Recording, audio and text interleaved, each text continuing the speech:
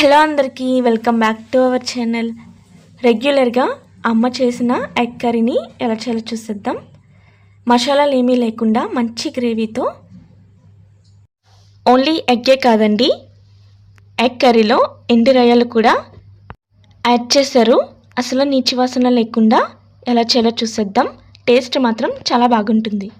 First ప్యాన్లో 2 table spoons వరకు ఆయిల్ని వేసుకోవాలి. నెక్స్ట్ 1/2 టేబుల్ స్పూన్ పసుపు, 1/2 టేబుల్ స్పూన్ సాల్ట్ కూడా వేసుకొని 1 నిమిషం ఫ్రై అయిన తర్వాత ఉడకపెట్టిన గుడ్లను వేసుకోవాలి. మీరు మొత్తంగా ఫ్రై చేసుకోకుండా బాయిల్డ్ ఎగ్స్నే యూస్ చేసి కూడా కర్రీ చేసుకోవచ్చు. బట్ ఇలా కొద్దిగా ఫ్రై చేసి వేసుకున్నామంటే చాలా బాగుంటుంది.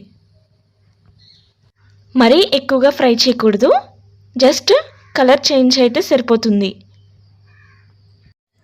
తర్వాత ఫ్రై చేసుకున్నవన్నీ కూడా వేరే ప్లేట్లోకి ట్రాన్స్ఫర్ చేసేసుకోవాలి. నెక్స్ట్ అదే ఆయిల్లో 2 or 3 టైమ్స్ వాష్ చేసిన ఎండు రొయ్యలు వేసుకోవాలి. జస్ట్ 1/2 కప్ మాత్రమే వేసుకుంటే సరిపోతుంది. ఎండు రొయ్యలు ఆయిల్లో ఫ్రై చేయడం వల్ల నీచు వాసన లేకుండా ఉంటుంది. ఎండు రొయ్యలు వేయకపోయినా కర్రీ టేస్ట్ బాగుంటుంది. ఇష్టం లేని వాళ్ళు స్కిప్ చేసేయచ్చు. ఇష్టం ఉన్న వాళ్ళు మాత్రం ఖచ్చితంగా ట్రై చేయండి, చాలా బాగుంటుంది. ఎండు రొయ్యలు కూడా ఒక 10 minutes వరకు మీడియం ఫ్లేమ్లో ఫ్రై చేసిన తర్వాత వేరే ప్లేట్లోకి ట్రాన్స్ఫర్ చేసుకోండి. నెక్స్ట్ అదే ఆయిల్లో చిన్నగా చాప్ చేసుకున్న ఉల్లిపాయ ముక్కలు, అలాగే 4-5 పచ్చిమిర్చి వేసుకొని ఆనియన్స్ లైట్గా గోల్డెన్ కలర్ వచ్చేంత వరకు ఫ్రై చేసుకోవాలి. నెక్స్ట్ చిన్నగా చాప్ చేసుకున్న టమాటా ముక్కల్ని వేసుకోవాలి. టమాటా ముక్కలు ఫాస్ట్గా మగ్గడానికి మీ టేస్ట్కి తగ్గట్టు సాల్ట్ వేసుకోండి. ఇక్కడ మా అమ్మ కల్లుప్పుని యూజ్ చేస్తున్నారు. టమాటా ముక్కలు సాఫ్ట్గా అయ్యేంత వరకు మగ్గించుకోవాలి. అప్పుడే మనకి మంచి గ్రేవీ వస్తుంది. ఆఫ్టర్ 5 minutes చూసారు కదా టమాటా ముక్కలు ఎంత బాగా మగ్గాయో. మసాలాలు ఏమీ లేకుండా మంచి గ్రేవీ వస్తుంది, అలాగే మంచి టేస్ట్ కూడా వస్తుంది. ఎప్పుడు మసాలాలో వేసుకొని కాకుండా ఇలా కూడా సింపుల్గా ట్రై చేయండి, డెఫినెట్గా మీకు కూడా నచ్చుతుంది. నెక్స్ట్ మీ కారానికి తగ్గట్టు కారం వేసుకోవాలి. కారం కొద్దిగా ఎక్కువ వేసుకుంటే స్పైసీగా బాగుంటుంది.